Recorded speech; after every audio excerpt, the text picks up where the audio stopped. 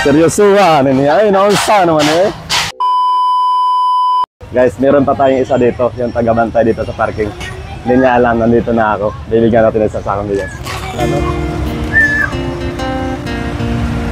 Seryosuhan. Ay, naunsa naman eh. Kamusta naman ka? Si Rosa. Pali pa naman para mo kay buutan niya ka. Guys, napakabait ng ano ito, ng babaeng to. Kaya yung taga-bantay dito sa parking sa Danao. Sobrang bait talaga. Yung mga nagtatrabaho ng marangal. Dapat sila yung mga dapat bigyan ng biyaya. Para sa mga anak. Para sa mga. Okay na ka? May isa pa yan. Si Ate Agnes pala. Isa sa pinakamagandang babae dito sa sa Danao. Okay? Alright. Enjoy.